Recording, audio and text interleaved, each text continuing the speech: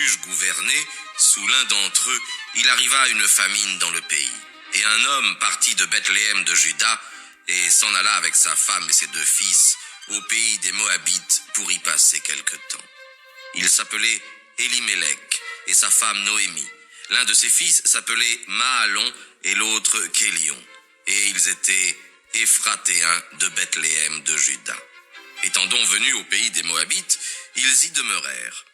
Élimélec, mari de Noémie, mourut ensuite et elle resta avec ses 2 fils qui épousèrent des filles de Moab, dont l'une s'appelait Orpha et l'autre Ruth. Après avoir passé 10 ans dans ce pays-là, ils moururent tous 2, savoir Mahalon et Kélion.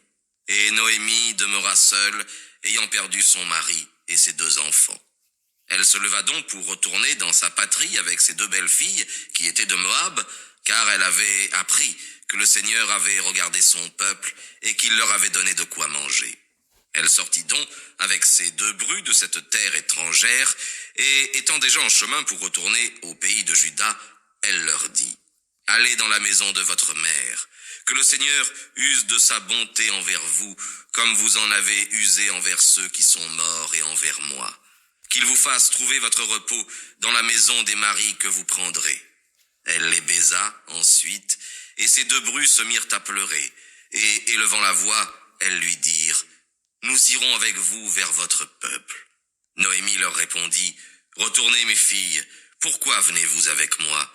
Ai-je encore des enfants dans mon sein pour vous donner lieu d'attendre de moi des maris? Retournez mes filles, et allez-vous-en, car je suis déjà usé de vieillesse et hors d'état de rentrer dans les liens du mariage. Quand même je pourrais concevoir cette nuit et enfanter des fils. Si vous vouliez attendre qu'ils fussent grands et en âge de se marier, vous seriez devenues vieilles avant de les pouvoir épouser. Non, mes filles, ne faites point cela, je vous prie, car votre affliction ne fait qu'accroître la mienne, et la main du Seigneur s'est appesantie sur moi. » Elles élevèrent donc encore leur voix et recommencèrent à pleurer.